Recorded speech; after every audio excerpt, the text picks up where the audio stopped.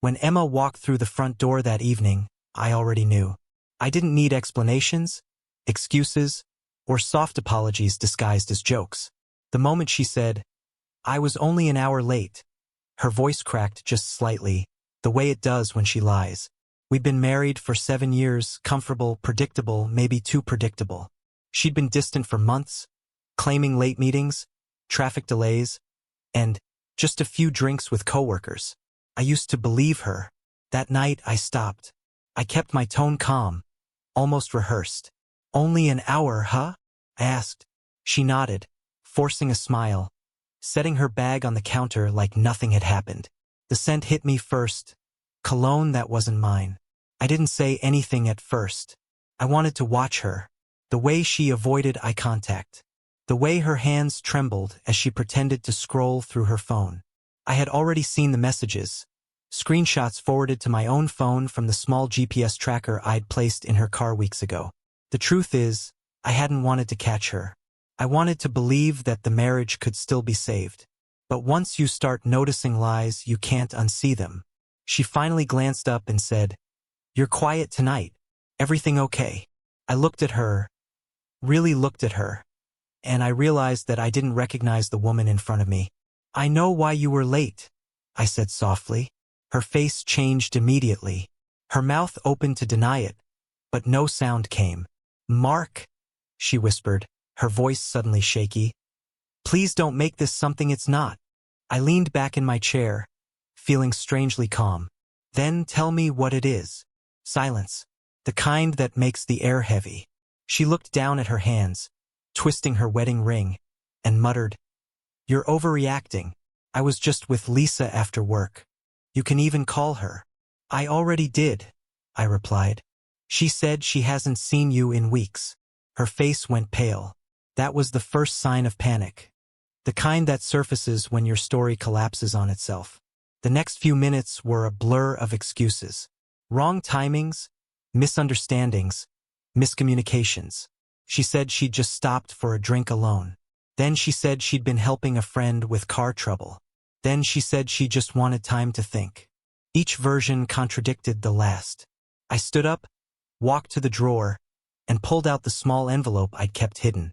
Inside were printed photos, her and a man named David, her coworker. I'd received them from a friend who happened to be at the same downtown bar she'd claimed to never go to. Her eyes widened when she saw them. "Where did you—" "It doesn't matter," I interrupted. "You were there, with him, and you've been lying for months." She reached for my hand, tears forming instantly. "Please, it's not what you think. It was just one drink, one mistake." "Emma," I said, cutting her off again. "I'm not angry. Not anymore. I just don't see a reason to keep pretending this marriage exists." Her expression turned desperate, almost childlike. "You can't just end it like this. We can talk. Fix it, do therapy, whatever you want." I shook my head. "You were an hour late, Emma. But it wasn't the clock that mattered.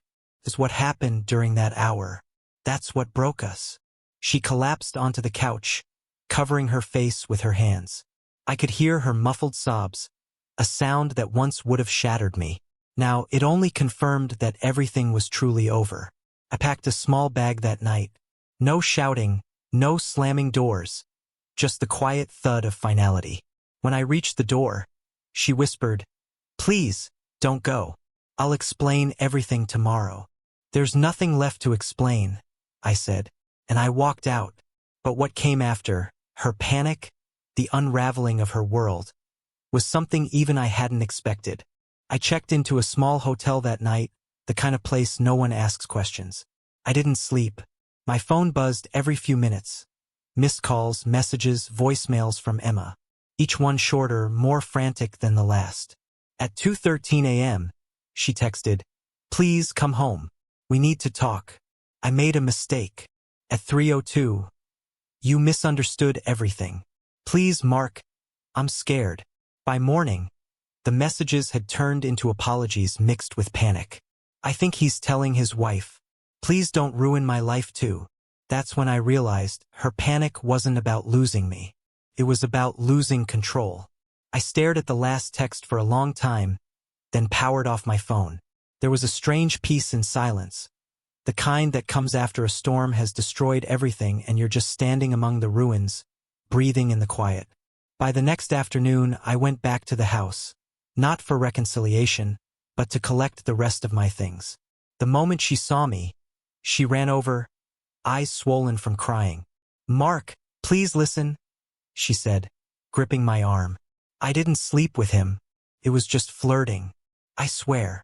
I looked at her, tired but composed. "You don't have to convince me, Emma.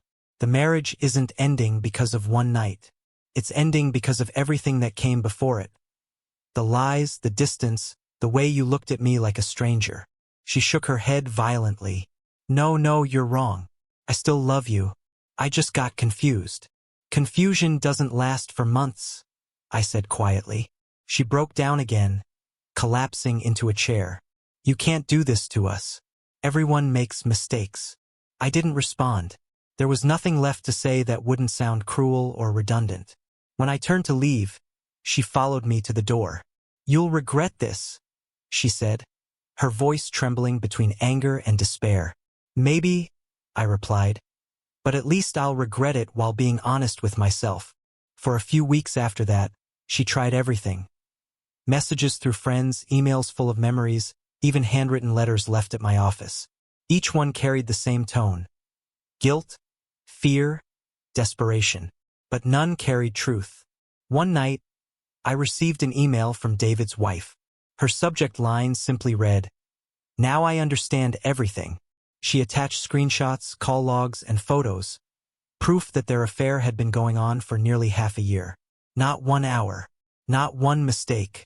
Half a year of lies layered carefully behind every late meeting. I didn't reply to her email. I didn't need to. We were two people who had been deceived by the same pair, both learning to rebuild from the same rubble. A month later, the divorce papers were finalized. Emma didn't show up in court. Her lawyer handled everything. When the judge's pen hit the final signature line, I felt no triumph, just an unexplainable stillness.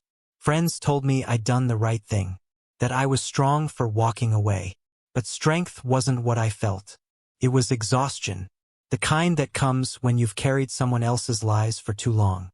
A few weeks after, she called from an unknown number. Against my better judgment, I answered. Her voice was soft, broken. "I lost everything," she said. "David left. My job's a mess. I can't sleep. I just wanted to say I'm sorry." I listened, not out of pity, but out of closure. "I hope you find peace, Emma," I said. "But it can't be with me."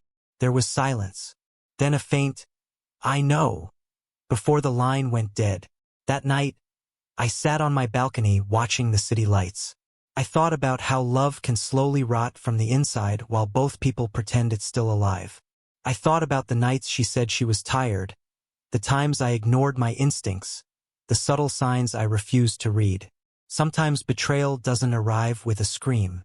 It whispers softly, through small lies until the silence between two people becomes unbearable.